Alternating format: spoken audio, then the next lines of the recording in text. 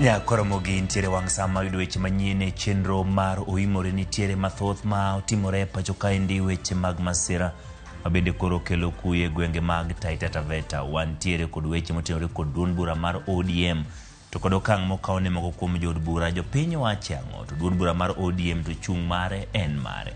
Bende wantiere kod weche mopogore opogore motenore kod rito alwora kaachiel kod weche mag tuke. Piny Kenya oyudo loch tugo mar osiepe kindgi kod Qatar bango gi gonde 2-1. Magi to kod mamoko. Magi weche maomiyo pek. Na kwa hiyo ajali tumepoteza watu 12. Watu 3 wamekimbizwa hospitali Voi. Ji 12 fe masira mar apaya gweng' ma Ikanga apaya ma Nairobi kochomo Mombasa. I wonder ni our party ODM ni en okipogri kode paro makipogori kode paro tiriembi ni ng'ama rach.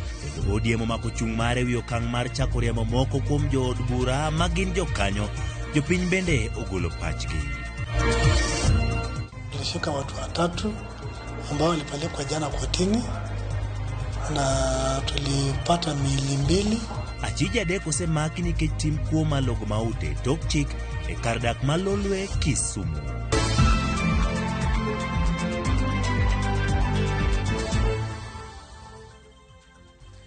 RAMOGI ne mniga matudruok gin mag mapoka loko 3-6-0 yuda achiel kachiel e Facebook page mar RAMOGI TV, achiel kachiel e Twitter to kod e YouTube. Wago kod mbaka kendo miya pachie moko kuom weche mabro bedo ka wakelo nigi e lak seche gi. Nyinga Ocheng Manuel, jaloko marwa en Wilson Ochuka. Bed kod we chakruok nyaka giko. Ka wachako ni ji 12 owito ngimagi masira mar apaya seche ma ji mamoko 3 yudo hinyruok e masira no motimore gwenge mag Ikanga, kaunti mar Taita Taveta, wang' apaya maduong' ma Nairobi kochomo Mombasa.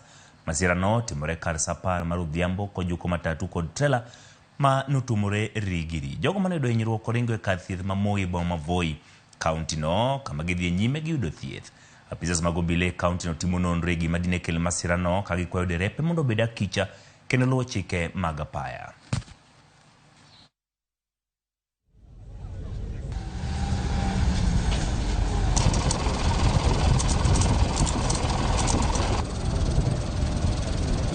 Iko gari ya kampuni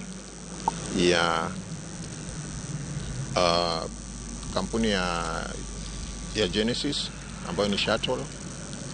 Ilikuwa imetoka pande ya Nairobi kielekea pande ya Mombasa, na walipofika eneo hili la Ndii walikutana na trailer ambayo ilikuwa inatoka pande ya Mombasa ikielekea Nairobi. Hapo ndipo ajali ilitokea, na kwa hiyo ajali tumepoteza watu 12. Watu 3 wamekimbizwa hospitali Voi, na uchunguzi unaendelea ili tuweze kubainisha hasa kilichosababisha hiyo ajali. Kadhi nyime jakom duond bura mar ODM John Mbadi onyono piny ni ok gibie bedo gi jokanyo mosinyiso achaya ne ten duond bura no. Mbadi wacho magi kinde ma paro mopogore opogore medo wuok kuom jotelo mikone osinyiso achaya ne ka moko kuom jopiny koni ODM kikrik ni riembo jotelo go to moko bende neno ni ma e saa mowinjore mondo mi ODM luokie. George Bati miwa mathoth. Seche manok bang' duond bura mar ODM lando ni gichako chenro mar thecho oko jood bura magikoni obalo kod duond bura no. Jakom mar ODM John Mbadi okoni chik komiyo jatelo moro amora thuolo mar wuok e duond bura ma ok berne mondo chiw thuolo ne yiero adundo. Kineno ni in pile ka pile chama ka okang' mokiyiego, the best thing minyalo timo en ujieni wuok e party. Kendo iwuok to kisewuok e party tidok yiero. E twak mare chenro marwa mar rupiny, Mbadi okoni jotelo ma ODM okawne okang' magergo ne onyisa achaya ne ODM kod tende. Dereyo mano kone gini gidhi kata mano ne ok gidhi. To kendo barupe mane gendiko bende ne nyiso achaya ne party. Ino ng'ato kako chanda ukoni eno connect bo miluonge disciplinary committee kendo ndiko barua wango ne keche no dhiro mo ge head of state kendo ndiko in bold manyiso no nyiso party ni gik muwacho go o badha. Elisha to wacho ni chairman mar party ma en onge gi thuolo maluonge en National Assembly ema nyalo luongo go. Okoni kata bang'eyo malong'o chik mar ODM, Senator ma Kisumu Tom Ojienda ne odhi nyime kendo gwelo kil ma ok jakanyo mar ODM gino manyisa chaya ne duond burano. Tom Ojenda kano biro to kar loso kata tur dok piny ne oko tur ni party. Chik wawacho maler ni kibiro tibiro ge lawyers. Yes, ujini biro ge lawyers. Nyaka gibed lawyers ma members mag ODM. Nikech ok wadwar weche ODM mondo yal gi joma ok jo ODM. En kubiro to wacho ni en obiro ge lawyers mok jo ODM nikech ODM en party ma joluo. Koro nyaka ukel mana lawyers moa kuma biro nyaka ng'ato ni Nelson Havi manyochung Westlands ka gi chama mar UDA. Koro nonyisa chaya ne committee. Owacho ni en tim wang' teko jod bura golando ni onge ng'anyo e kuonde chung od bura magi kata bang' Azimio ne lando ng'anyo ka owacho ni mano nyiso ni gidhiro dwaro mar duond bura machielo. Tino onka jowagi no dhi mo address press conference. Magi wacho ni constituencies magi ae ni jo dak ma kuondego kik dhi ng'anyo. Manyiso ni gidhi pingo gima party dwaro. Konyiso ikruok mar gi jakom ODM John Badi okoni gi ikore mar yalo burano nyaka i doho mamalo mogik. Nyaka gine ni jo ODM oluwore kod chike mag duond burano. We are prepared. Mano gima nyo wawacho kate meeting. One prepared to the all the way. Nyaka kate Supreme Court. Nikech wadwani mondo waket discipline in the party. But kado otamore finally. To ingeni do okudwa wakadh chik mado. Mane biro bedo ni erumbe. Kaginyiso chung margi, Seneta ma Kisumu Tom Ojenda kokalo lai mar Twitter okoni ok obi kwayo ng'uono ODM kendo ne obiro dhi nyime tiyo kod jatend piny Kenya William Ruto. Jaod bura malang'ata Felix Odiwuor to wacho ni tembe ma okale ODM ok en giko mar piny kendo lwet Nyasaye biro rese kuom wasike. Moko kuom jopiny to koni ODM nyaka koro puonjre horuok kendo kom ma gisebedo ka gidwaro ginyalo mana yudo ka giwere kod tim mar riembo ji e duond burano. Samora mora mitimo gimoro tidwaro ji mang'eny. Awuoro gima ODM timo ka gin koro gigolo jomoko. Gini ne gichako timo chon momiyo pok wayudo gima wadwaro. ODM noriembo Ruto, sani Ruto president. Jok moloso sirikal ma kawuono te ne gin jok mane ntiere ODM to ne giwuok nikech noriembgi. Kata kamano jopiny moko to koni jood burago owinjo bed ni riembo mondo mi luong yier adundo e kuonde chung magichung'ne gi sani. To ofis mantie gi pesa en ofis mar sirikal. Miyo Ojenda kodhi ni dhi tiyo gi sirikal onge rach. Nyathi nyalo lale dala to koduogo tiwuoyo kode kendo irwake. Koro kata mana nyoro nywaneno ka babo mosre gi Gachagua. Matiende ni winjruok nyalo bete. Koro akwayo no chanda bende owuoga wuoya nikech nitie jopiny bondo kama bende ohere. Wan jo ODM ma State House ma kaponi ng'ato nitie madwa pingo ker ma en Raila Odinga. Mano ng'ano osekier piny mar luoka ma kaka bondo waka ochanda wapingo kang' mamalo. Wan gi mwarito joduoge debe gibigi UDA gino to bi wadhi gi ODM wani wadem gi radar. Ka koro paro medo wuok e wi okang' mar ODM riembo moko kuom jood bura ma gikoni osebalo gi dwachgi. Penjo en ni ma dibed ni e yo makende mar rieyo ODM kendo miye mbi koso gin mana okang' mageto jomoko e yore mag siasa manyalo meda paka mar pogruok e duond burano. George Bati, Ramogi TV. Kodhi nyime ogai mar doho Martha Koome kod jalupne Philomena Mwilu ogolo ng'ur ni apise mochung' kar kendgi odonjore kod doho kendo roto chijegi. Jotelo golo kinde nyasi moro Mombasa kama gibiro seyo ni duol marango sach jotij piny owacho SRC ni ok osetimo dwach jotich mag doho. Walter Nyambaga nigi mathoth. Kagiloso Mombasa, ogai mar doho Martha Koome koro golo ywak ni apise mochung' kar kendgi sani donjore kendo rocho tije mag doho. Gino moko ne miyo tije mag doho ninde buya. Barua mar Ramogi TV chwe wang'e. Koome ywak ni apisi mar jaga budget oserem chelo ne doho pesa wang' sa gino ma miyo tije mag doho sani yulo. Koome bende okoni mibadhi nitiere e pesa mo winjore chwal ne bad migawo mar doho. Ka bende giseyo duol marango sara mar jotich piny owacho SRC. Due to bureaucratic bottlenecks and roadblocks erected by the controller of budget, the SRC has encroached on the JSC's mandate under Article 172(1)(b) of the Constitution, which is review and make recommendations on the conditions of service of the staff of the judiciary, falling outside remuneration and benefits for state officers. Jalupo gai mar doho Philomena Mwilu bende okoni pogruok mantiere kinde doho kod apise mag sirikal medo manambemo piny gedo mag ute mag doho kaluwore ne pesa ok chopi makare ne doho. There was a year when judiciary got zero budget allocation for the delays that we have seen. And on our part, we acknowledge there was inadequate planning and management of multi-year projects. We cannot at any one moment try to say that the National Assembly, the Senate or Parliament in general has any right whatsoever to try and hold the judiciary to ransom on any matter. Magitimore mana thuolo machok bang' ka duol marango nengo mag modhi kod mauta EPRA bende ne odhi ataro kod chik mane ogol kod do kendo keto e tim bech mauta mane okum kod do kapod do ne winjo bura mar chik mar omenda mar 2023.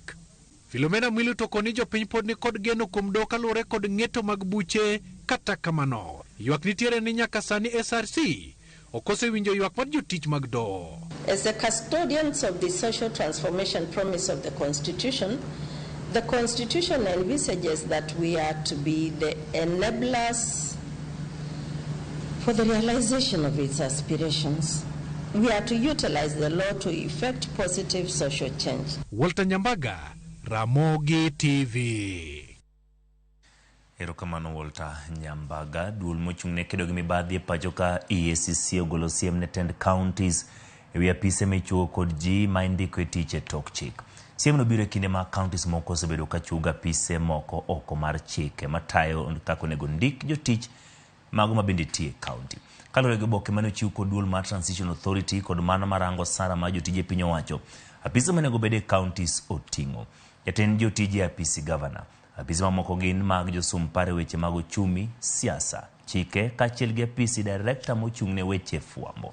Jotije mamoko makonyo apis governor kaka jating' ndai, jagoro, jatedo, dereba, jaote kod jarit dala bende owal gi chike mapacho ka. EACC omedo wacho ni counties mamoko osebedo ka ndiko jotije moko ataro mar chik kata puoth kowuok kuom board mochung'ne ndiko jotije ok otim, mago bende board mong'ere kaka Public Service Board. Siem bende ochiw ne governors machano ndiko tich jotije tok chik moketi ni gibiro ting'o ting' mar lal mar omenda kata tiyo gi omenda e yo ma ok ochan.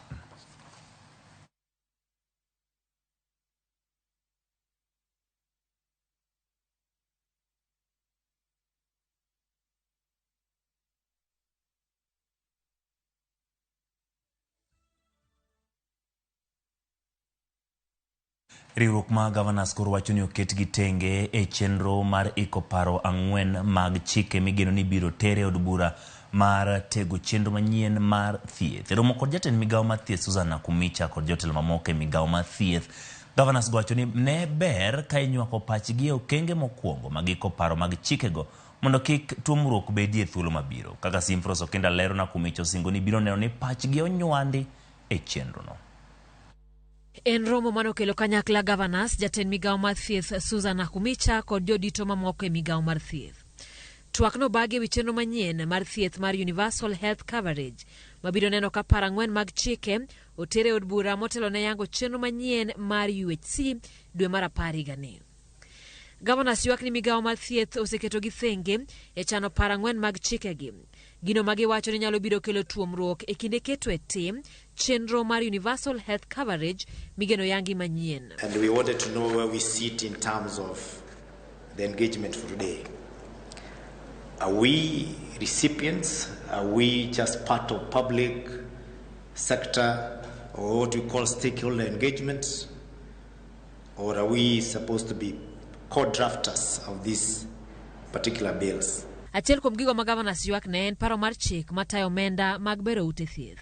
Governors ok mor ni chik ni dwaro mondo chike molos kod piny owacho mamalo obed gi teko maingo miloso gi counties. After perusing through the FIF bill that you are going to present to us today, some of the components or revenue streams that are of a healthy nature have not been incorporated in this bill. That includes mostly the public health functions like meat inspection of facilities in public health, Wach machielo en paro mar chik maloso ewi kano nonro jotuo kod weche mag yedhe e piny owacho mamalo. Gavana wacho ni mabiro kelo pek e chiwo thieth e samo winjore e counties. If, for example, I hear that we have a malaria outbreak in Kirinyaga or Bilharzia because we grow rice and we have challenges that have to do with the snails, the red apple snails, etc. I may want to make a very quick decision about an intervention. And for me to be able to get the data, I would not want to be hindered to have to write to the ministry, for the ministry to give me the data on malaria prevalence in Kirinyaga, for me then to be able to take the decision in that regard. So that's just to give you an example, and that applies for maternal health. It will apply for all other disease burdens that we have in the counties. Governors bende ok mor kod paro mar chik madwaro mondo ket nyamrerwa kaka jotich mag piny owacho. Governors wacho ni ok bibedo mayot kaluwore ni counties onge kod omenda manyalo chulo nyamrerwa duto. And once you put them in that system, we will be obligated to have them recruited, and then there are other attendant costs that come, NHIF, now the new NHIF, let me call it that, and NSSF and the taxes, and then there will also be issues of unions and all that. Jatend migao mar thieth Susan Nakumicha odok ne migao mare kowacho ni pach governors nonywaki e chenro gi duto. Is that these bills have not been developed from nowhere. They have been developed from existing documentations, and the existing documentations have been worked on together with COG. So believe me that your voices are already in these bills, but agree that we should have more time for consultation. Nakumicha kata kamano singo mar loso komiti makende mabiro bedo kod komiti machielo mawuok e riwruok mar governors mondo pach governors bende onywaki paro mag chikego kapok otergi e od bura. Simfros Okinda, Ramogi TV. Ka wadhi nyime, jaod bura ma Embakasi West Mark Mwenje kod nyawadgi Mel Damaravin Musa Sirma ochwalo paro matimo lokruok ne chik matayo pok mar omenda mag dongruok e kuonde chung' od bura ma medo omenda mimiyo jopuonjre mawuok e anyuola mochan to bende gin mawiye gi bith kata omenda masiro somo mar basaris. E paro mar chik mare, Musa Sirma dwaro ni ochung chik madhi chiko migao mar omenda mondo bi obed ka chwalo pok mar omenda mar dongruok mar NGCDF ne kuonde od bura e okang' ariyo kaka yo mar tieko leo e chwalo omenda makamano kod piny owacho mamalo. Chris Owino nigi ler. Ka oloso e nyim komiti mar od bura mochung'ne loso budget, jaod bura ma Eldama Raven Musa Sirma owacho ni nitiere dwaro maduong' mar medo kwan mar omenda ma imiyo kuonde chung' od bura mar jiwo chenro mar somb nyithindo ma wiye gi bith to wuok e anyuola mochando. Bursaries we have given as 40%. We are just removing the word 35 to 40 because of demand. Some people would like to have, we have just put it as a ceiling, but not that you have to go to 40%. It depends on your needs in terms of infrastructure. But the limit now is moved from 35 to 40%. Kaluwore gi paro makamano, omenda mar basari idhi medo kowuok atamalo 35 masani nyaka atamalo 40 kaka yo mar konyo nyithindo mariek mawuok e anyuola mochando. Medruok makamano dhi kawo ting' mar chung'ne odiochienge mag dhialo weche mag somo e skunde kata education days, chenro mamoko mag somo kaachiel gi weche mamoko motenore kod ngima jopuonjre. There is always a problem with members of parliament wanting to do education days, which they are not being provided for. But now we have put the education days to be part of this, 35%. And also, there is also a school feeding program. That is what we refer to as social. Especially Northern Kenya, our side, the North Rift, Turkana, Pokot. There are no children. Always children move with their animals when they for grazing. But if we get such a support of feeding children in the school, none will now go. It will be animals, and those few will take care of them. So if national government is matching shilling per shilling with counties, and we are doing it singularly as CDF, you still have some justification there around feeding program that you are upping 100.25% because you have additional roles. Think about it, and I don't see a member here who will not support you. E komachielo, Paro mar chik nodwaro mondo ket chik madhi chuno migawo mar omenda mondo bed kachwalo atamalo 75 mar omenda mar NGCDF bang' dweche 3 mokwongo e hik omuom. Kaluwore gi Musa Sirma, atamalo 25 modong' onego bed ni pogo kuonde chung' od bura ma pacho kae kaluwore kod kwan mag wards ma ok kwan mag jopiny. Paro makamano oyudo kwet mapek kowuok kuom jokanyo mag komitino. I find it unfair, Honorable Chair, that certain constituencies are able to give bursaries worth 30 to 40,000, while for some of us, we are unable to match that, and yet we are all taxpayers. I think it's only fair that this 35% is pegged on population. The only mandates that we have, other than the statutory sports and the statutory environment, the rest is basically education and partly security. So education, who goes to school? It's people. They go where? To schools. We may argue about the number of schools, but then the size comes in. So the best parameter is the number of learners. Jaod bura ma Embakasi West Mark Mwenje bende opedho lokruok machielo ewi omenda mar NGCDF. Chris Owino, Ramogi TV, Nairobi. Jatend migawo mar Itengere Kithure Kindiki owacho ni oboke mag wuoth mosebedo kodhungore apise migawo mano mabende nitiere Nyayo House igeno tiegi kuom thuolo mar ndalo 10 mabiro. Kindiki ne oloso e kinde manotimo limbe apis ma migawo no ma Nyayo House, kama bende osingo ni migawo mare oikore kedo gi mibadhi mosebedo katimore apis no. Lidio Keyo nigi mathoth. Kuom thuolo machielo, jatend migawo mar arita ma pacho ka Ngire Kithure Kindiki notimo limbe apise mag chiwo oboke mag wuoth kata passport ma Nyayo House. Oganda jo Kenya man kod dwaro mar dhi e pinje maoko koro yudo fuong'ruok bang' jatend migawo no singo ni gibiro yudo oboke mag wuoth go mosebedo kodhugore apise go kuom thuolo mar ndalo 10 mabiro. The crowds are still big. It should not be like that. So we hope by the time we clear the backlog in the next 10-11 days, we will have addressed the crowd issue. Kindiki wacho ni oken gima kare keto oganda jo Kenya makolai maboyo karito obokego ka koro singo ni chenro ntiere maneno ni oganda yudo obokego e kind thuolo mandala 7 e kinde mabiro. Haitakuwa tena ya kwamba mwananchi anatafuta cheti cha kusafiria na akipatikani kwa zaidi ya siku 7. Bende wacho ni migawo no biro neno ni jogo mawuok e pacho kaka dhi manyo thieth e pinje maoko biro yudo oboke mag e kind thuolo mar seche 24 ka jogo man kod weche matucha poya kata emergency biro yudo oboke go e kind thuolo mar ndala 3 kende. Wale ambao watakuwa wanatafuta vyeti vya kusafiri kwa dharura watakuwa wanapata kwa siku 3, na kama ni mambo ya matibabu masaa 24. Osingo timo lokruoge moke apise go koriwo medo kwanjo tije moko kuom apise kod pogo ganda e kidienje kaka yoro chenro makamago. We will also make other administrative changes here, including the numbers of our customer care personnel, but also separate facilities for expectant mothers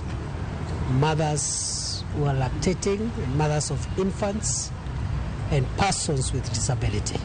More spacious banking halls, separating applicants who are foreign nationals and Kenyan citizens. Bang' tieko nunni mosebedo kadhi mbele apise chiwo oboke mag wuoth go, jatend migawo no singo rieyo chenro ya apise mag DCI kama ichiwo oboke mag tim makare kata good conduct. Once we are aligned here, we have also started engaging the DCI to ensure that also that system is brought back to order.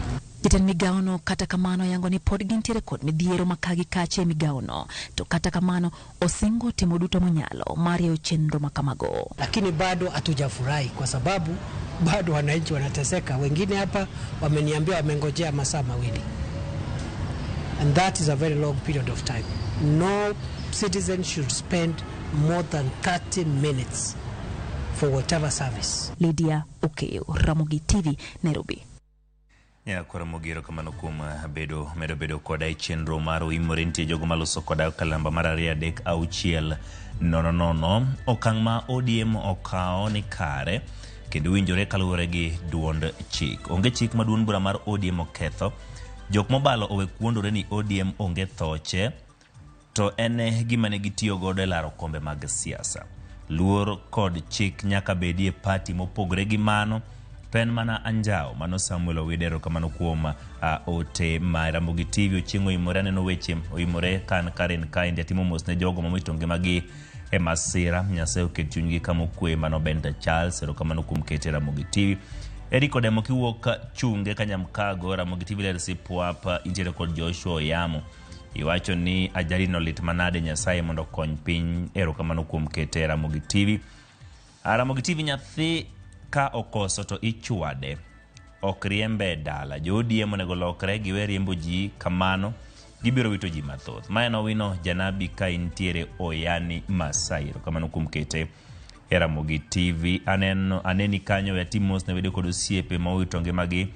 Doho to med ywak mokalo kanyo nikech bura notame yalo yo makare. Mano Geoffrey Omondi ja Omochero kamano kuom kete Ramogi TV. Ma Frederick Ouma kata Agabo wod minadundo ka intiere Nyakune Goto Mabei. Iye gima ODM timo mar riembo andhoke go.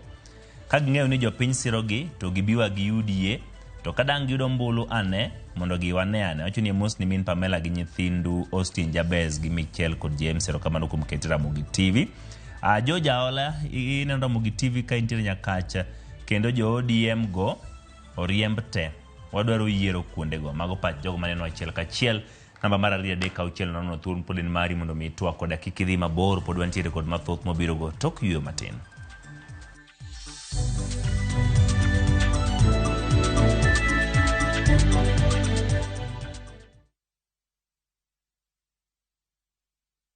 Wekelea na shabiki kaende.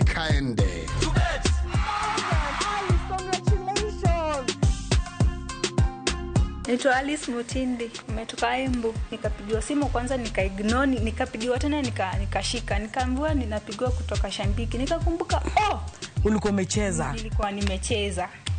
Sikuwa naamini hadi saa hii bado. Ulipiga nduru. At least ni enlarge my business. Chezeni mazita win pia nyinyi. Wekelea na 50 bob pekee for a chance ya kuomoka na 500k. Lazima kaende, iende kila wiki. Minadai wote twenda hivi. Not for persons under the age of 18. Shabiki.com is authorized and regulated by BCLB under license number 416.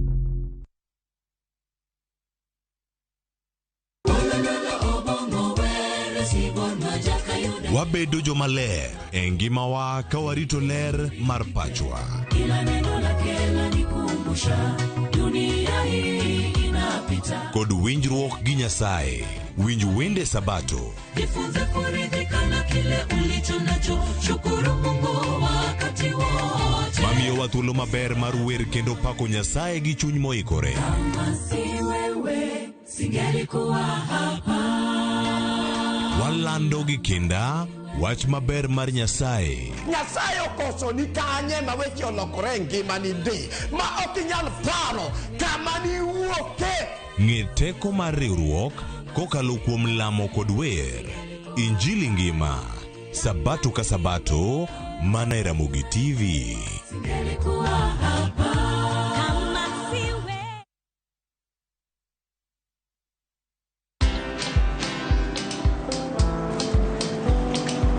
Niaje?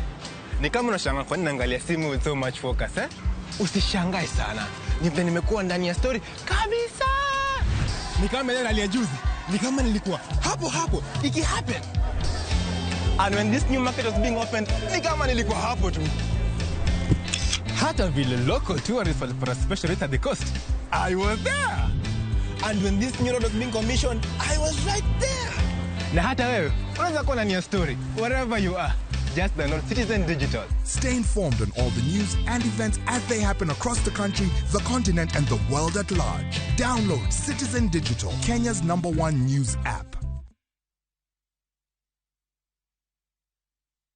It's another holiday and the little ones will be all over in your space. Why not let them meet Tilly, AJ, Kim and Pendo for some great inspiring stories in the Hummingbird Tales. You know, as we grow up, we can change what we want to do. And for parents, sit back and let the little ones enjoy their favorite cartoon on Viewsasa, the safest place for kids' content. There's a lot more to learn. Dial *487*1# or visit viewsasa.com to renew your subscription.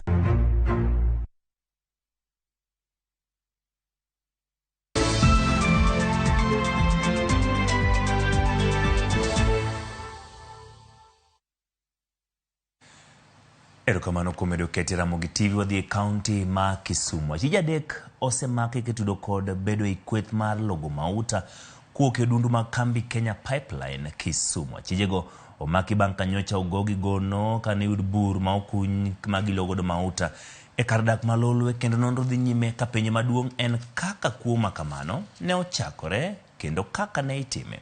Millicent Adhiambo miyo waler mathoth. Ma en kalore kod nonro manyocha itimo bang' obila kod jopiny fwenyo ni nitie kaka achuth moro ne othedho kendo chomo odundu mar logo mauta kochomo dalane nyaka itangi mar dag taka kowuok e odundu mar kambi mar mauta Kenya Pipeline. Wach makamano fwenyore tok mautago ne muomo kod teko modhuro kendo chako mol oko otieno mane piny orugodo chieng' tich ariyo jumane. Gino mane oweyo ka jopiny moko ne logo mautano mong'ere kod nying mar Super nyowuoyo. Bang' obila ne chopo kanyo kendo yudo ka weg dalano ne oseyuyo ng'wech mandachgi ok nen. Ne gichako timo nonro matut e wi kuo mar mautano kendo achije adek sani koro osendhi mana kaka ilero kod osipidi ma Kisumu Central Peter Mulai. Tulishika watu watatu ambao walipelekwa jana kotini na tulipata miili mbili ambazo zilikuwa zimekufia hapo ndani na zote tumepeleka Jaramogi Oginga Odinga mochari ikingoja kuwa identified na pia ikingoja kuwa kufanyiwa postmortem to ascertain exactly the cause of death. Hiyo kesi bado inaendelea na uchunguzi. Ni ile kitu tunataka kuambia wananchi ni kwamba hiyo crime ni hatari, unaweza fungwa maisha ama unaweza kufa hata pale ndani kwa ajili ya mafuta. Ni hatari. Jodak malura malolwe kanyo to kane loso ewi wachno giyango ni wach makamano ne ogoyo gi nyang'eng'a kaluore ni dalano mane logo e mautano ne onge kod gino mane nyalo nyiso ni maundu makamano ne dhi e nyime. Onge ng'ano gik matimre adier nikech nochiel kaka nochiele no onge kana nyadonyo. Koro lokno ni lo achiel gi koni nopogo lokno diere kamae. Koro constructor mone tima ne gedo dada sama kata gin begi negi kia gima timbe dada side. Na wabuoka inya kwa neno ka fuel wuok kanyo koro wan wang'e ni maybe pipe ema olepoka. To nok wang'e ni gima kamano nyalo timore e kanyo. Nikech ka jomo osebedo wa kanyo ko ka ng'eyo kata nasebet kama tin to ko ng'eyo gi.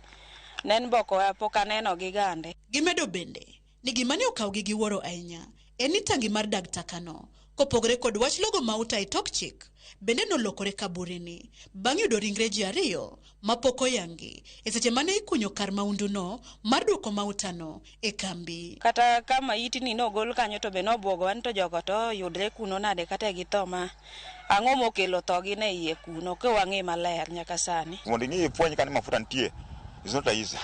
For the people who have experience about these things, and this is not the first time. Kata pan kata kijana moto jende motogi okafan mamargi lakini makore ndalagi mar prangwe no sochopo. E seche manono pod dhi nyime ringre ji ariyogo mane ude dag takano ne oseter kar kano ringre ma Jaramogi kama girito e bero.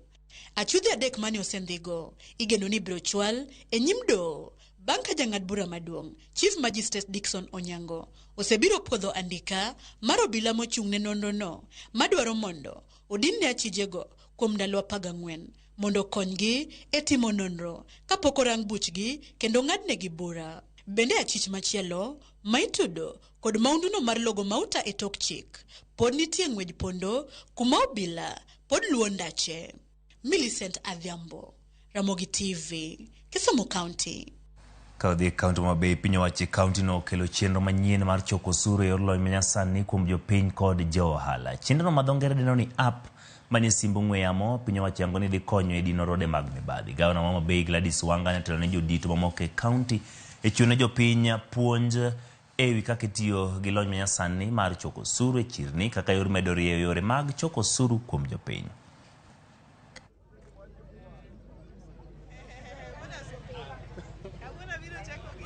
Higa mancho kalo chancho achako timo revenue ma cashless. To ne wan gi shida mar system manitimo go cashless revenue. Koro ne ji chule pay bill to samoro ne gwenyruok bede nikech ok wanyal neno no chudi to chud nang'o to chud kanye ng'amo chudo ni en kanye en e chiro mane to chula ng'o. To revenue officer kata ka en bitaka ochoko pesa di. Koro kawuono ne wakelo system manyien. System manyien ni en ini beta kami bete no to jachoko osuru ene moketo gimonego bed ni chule simu to in message biro ni e simbi mondo iket mana pin mari kende. Ok wanyal tieko mibadhi ka jopiny chulo osuru cash ng'ato nyalo kawo to soyo to dhigo ma pesa no ok chop e sirikal. Higa ma wantiere ni wan gi target mar on source revenue billion 2. Adwa kwayo jo Homa Bay kamora mora magintie in kaka japiny kaka johala nyaka ikonywa tieko mibadhi no. Kadhi nyime en ni nyalo biro chuno piny owacho mondo ikringre moko kuom ji manokwanye bungu mashaka ola kalore ni anyuola gi oluor mar iko gi e miechgi. Riwruok mar Haki Africa wacho ni gisedo lipode ma familia moko masani wich kuoto mako nikech anyuola loso negi marach e wi tho mar wedegi Shakahola. Jakanyo mar riwruok mar Haki Africa Mathias Shipeta wacho ni gimedo yudo ringre mamoko e bunguno kaluro mende nitiere ringre madipo ni ok giyudo. Nyaka sani ringre 429 duto osekunye bugo chakre dwe mar adek higani. We might have more bodies. We might get more bodies in Shakahola.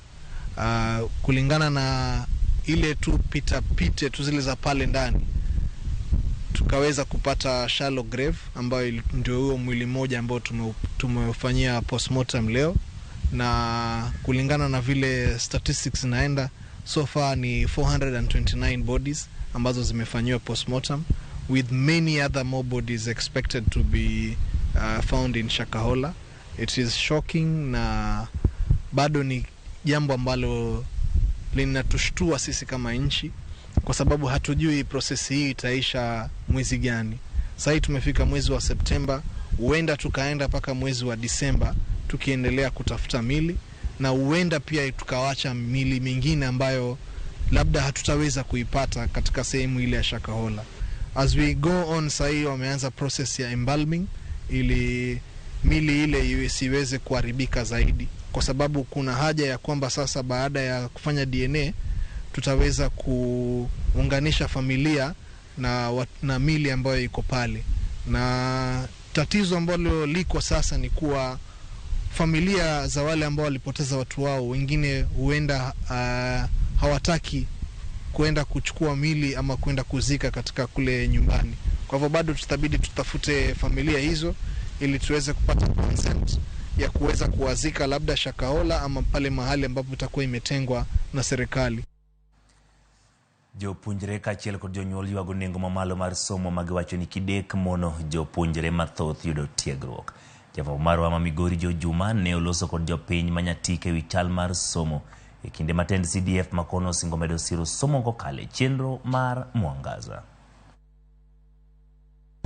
Nengo mamalo ma somo e pacho kae osekelo sigo mapek ne oganda mathoth mantie kod gombo ma yudo somo makare. Moko kuom rawere osechopo lek margi mar somo, kata bende nengo mar somo pek, ka bende nitiere moko kuom rawere makoro pok ochopo lek margi to gintie kod geno. Chenro mar somo ma otisi kaka Mwangaza ma ochaki kod jobono manyatike to modege kendo isiro kod omendano mar CDF osekelo geno ne moko jogo eko mane osewito geno ma chopo lek mar somo. Natimo penj mar form 4 higa 2020 dwe mar adek. Okay, ndalogo te nasebedo mana nayudo ng'at moro manomiya apikone, koro ne pod atimo riembo ne kakonyore gi weche mag ngwaregi. Emmanuel Adona mane otimo penj ma Kasapar kod ariyo higni 4 mokalo en achiel kuom jogo eko malek margi mar somo ochopo ka okalo kuom chenroni. I even decided to go get married, but I found it was not easy there. So when I found this opportunity, I'm really happy to go back to school because I've been outside for that long because of lack of fees. Kapok yudo thuolo mar somo, Donna wani ande ne otiyo kaka jatich mar ot kendo bang'e ochako tiye kuondego mag kunyo mula nikech ne kod omenda mar chopo lek mar somo. I've worked as a maid. I've also gone for gold mining so that I can find that little to provide for myself. Re ma yudo omenda mar dhi nyime kod somo beden midhiero mar Walter Makori ma jahigni 37 makoro dhi chako sombe eka tiegruokno mama wego. Nagike form 4 to enrollment fee notama ma bedo dala koro naneno ni ber mondo adhi a register as a private candidate nyaka koro sani kanya winjo ka MSMA wa Orlando ne koro otero wa somo nono.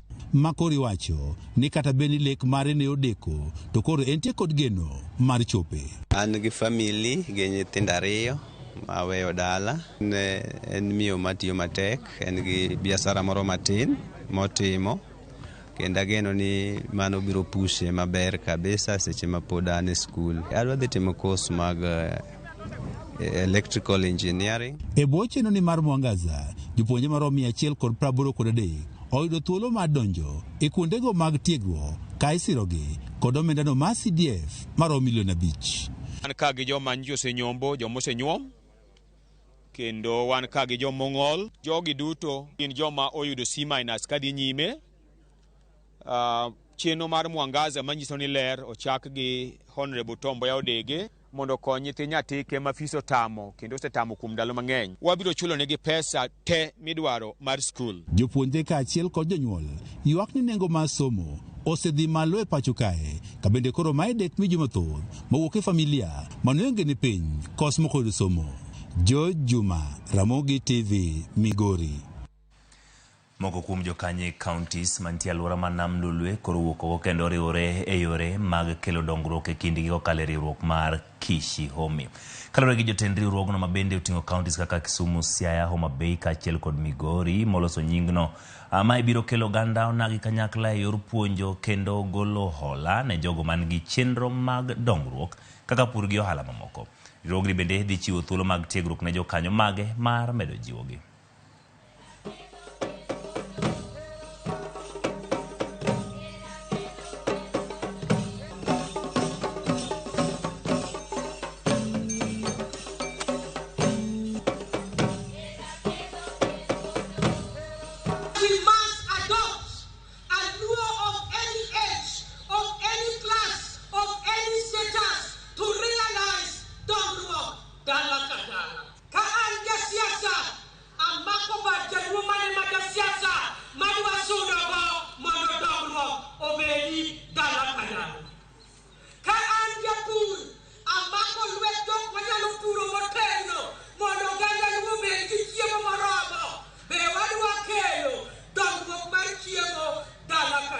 We don't have jobs as we speak, but we can create jobs. Vijende wanioko, nyathina tiyo Nairobi, nyathina tiyo Mombasa, nyathina tiyo kanye. To samoro kama nyathini tiyo no, kata ot moro malong'o ongego. To dala moweyo to we puodho maber, to weyo dala maber, to kodwa dak dala nikech mano tijang'o, tich lwedo. Ere kaka wanyalo chako appreciate tij lwedo. Wadhi bedo gi gimiluongo ni TOT, trainers of trainers. Kore trainers of trainers gi tiende ni dhi puonjgi kaka ginyalo jiwo jowetegi e gwenge mopogore opogore. Mar ariyo gidhi bedo supported e weche mag dongruok. Koro kata koponi en weche mag poultries, weche mag kata mag dho nam, weche mag mopogore opogore manyalo kelo dongruok e gwenge. Molo bedo ni wategemea mana jotelo e mondo biyo sort out a program, mondo sort out issues magwagi ok bi nyalore.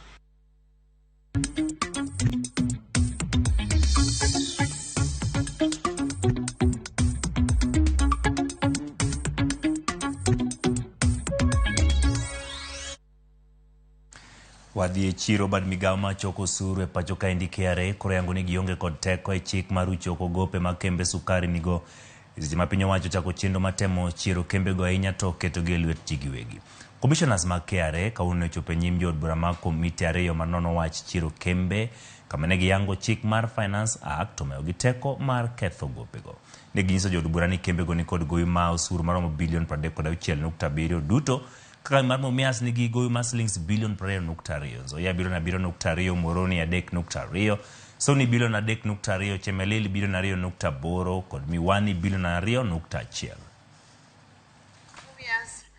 And also this provision empowered the Commissioner with the prior approval of the Cabinet Secretary for the National Treasury and Planning to write off tax debts where Commissioner determines that A, it was impossible to recover an unpaid tax, B, undue difficulty or expense in the recovery of unpaid tax, C, hardship or iniquity in relation to the recovery of an unpaid tax, and 4, there is any other reason occasioning inability to recover.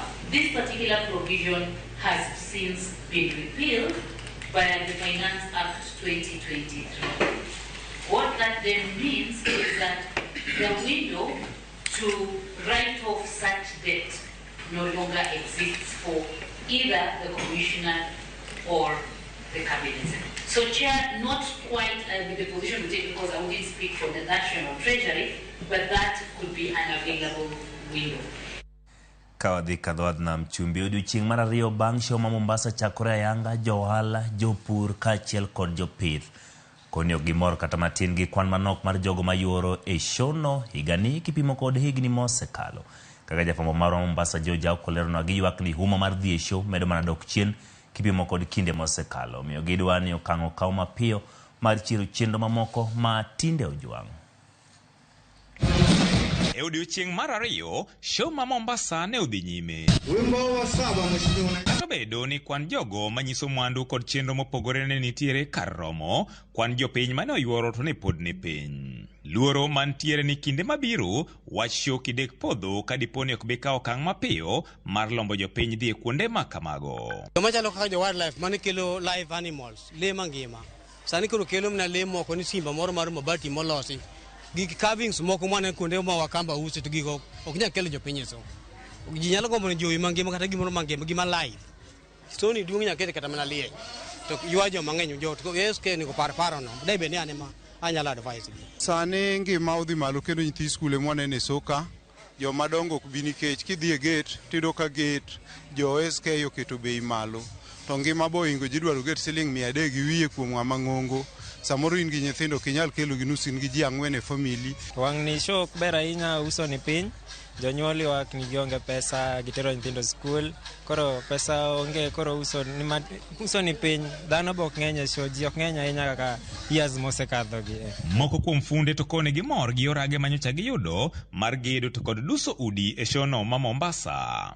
Kaka sani anani department mar bao kendo an ma loso picket fence mineno gi kaachiel gi boards ma timia murals go.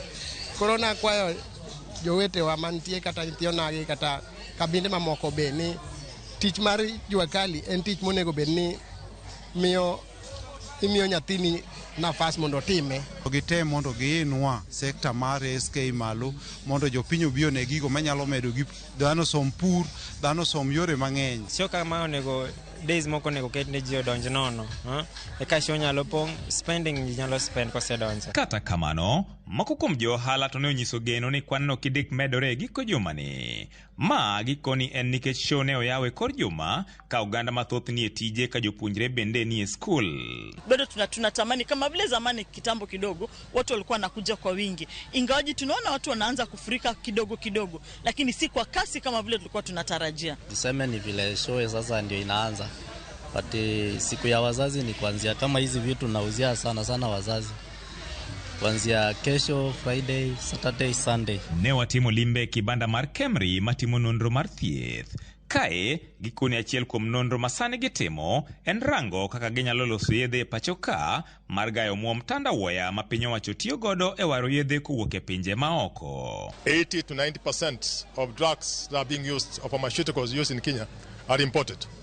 This is not a good state of affairs, because it's not sustainable.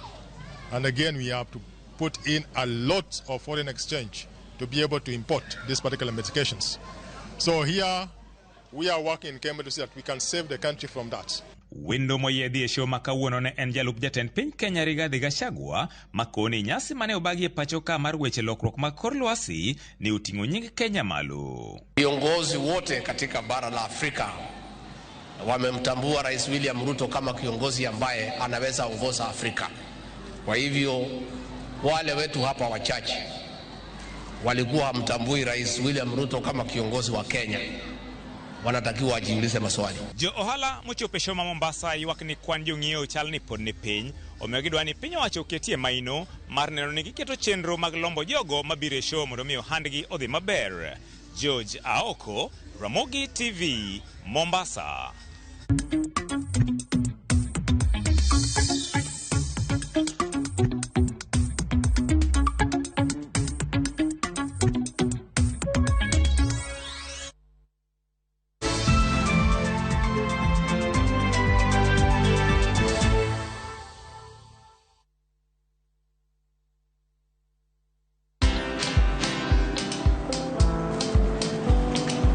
Niaje? Ni kama unashangaa kwa nini naangalia simu with so much focus, eh? Usishangae sana. Nimekuwa ndani ya story kabisa. Ni kama ile alia juzi. Ni kama nilikuwa hapo iki happen. And when this new market was being opened, ni kama nilikuwa hapo tu. Hata vile local tourists for a special rate at the coast, I was there. And when this new road was being commissioned, I was right there. Na hata wewe, unaweza kuwa ndani ya story wherever you are. Just download Citizen Digital. Stay informed on all the news and events as they happen across the country, the continent, and the world at large. Download Citizen Digital, Kenya's #1 news app.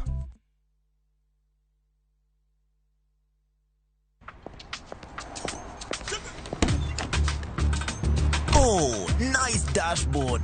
Thank you. Gari yako ni mzee na venye dashboard yako inakaa mpya, mbichi. Is it new? Acha hizo tropi, unanichocha. Ibata pana si mpya. Neat. Manze, and that smell. So fresh. What's your secret, man? Nimekuwa nikitumia Tropical 2-in-1 car dashboard polish since I bought the car. Just spray, wipe, and your dashboard looks as good as new always and smells fresh. Haijawai parara. With Tropical 2-in-1 car dashboard polish, your car dashboard looks new always, fresh and shiny. Available in 4 exciting variants and in all leading supermarkets from Tropical brands.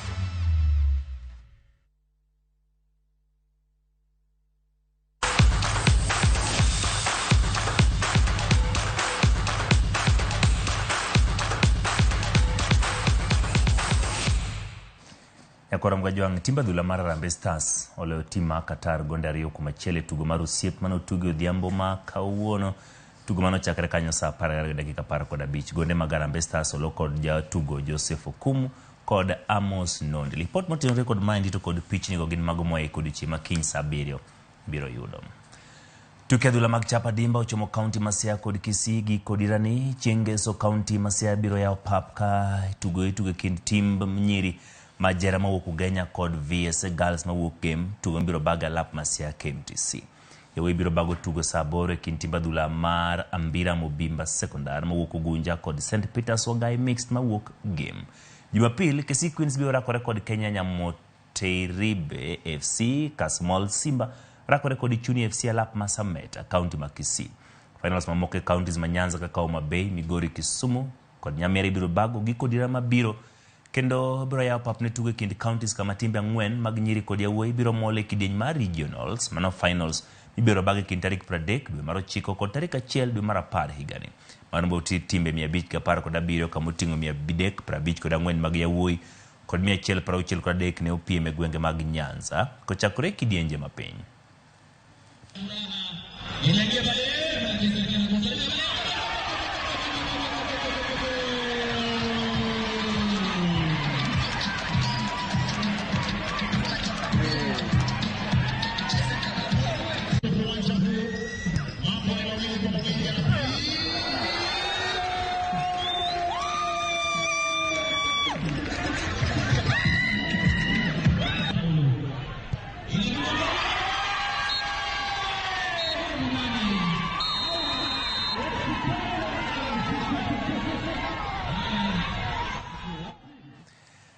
Adrian Kibet oyang kaka jatugo ma kare kin jotugo e mich mar S-Jack mar dwe mar 8. Kibet ma skul sekondar ma St Anthony ne omi mich kaluwore kod ting' mane en go e timbe manobedo joloch matuke adhula mag Kenya mangima kidieny mar skunde sekondar kobedo jatugo ma nigi gonde modhuro kendo jatugo ma sulwe tuke go.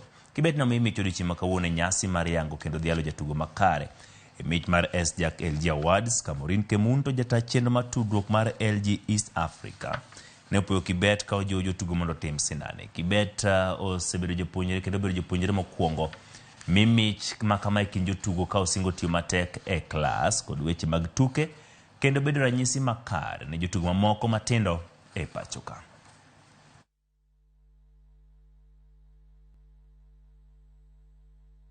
It's an immense honor for us to stand here before you today to announce that Aldrin Kibet has been named the LG Sports Personality of the month of August. Kibet's story is inspiring to many young footballers, especially students in Kenya. His dedication, resilience, and unmatched performance in the field has given us a fruitful and prestigious award today. Yes, a young talent has emerged, one which will be going to Spain to continue doing some fantastic work, and the committee decided, and it was, that is the way that we are going. So, hongera once again, and hongera to all the other people who are on that list, because it was a very, very tough decision, but a decision was made, and that decision is here to congratulate again and to say this is a young budding talent. Sasa ni wazazi waendelee kumsupport, and for him, he continued to balance his academics and also to balance what he does on the pitch, and he will continue to be that star of a performance. It's a special gift. It will boost my confidence. It will motivate me to work for more so I could get rewarded more. Finally, I'd like to appreciate all of you who are here. I thank you for the support. My coach, Mr. Mayoyo, my parents. I thank you all for being here. Thank you.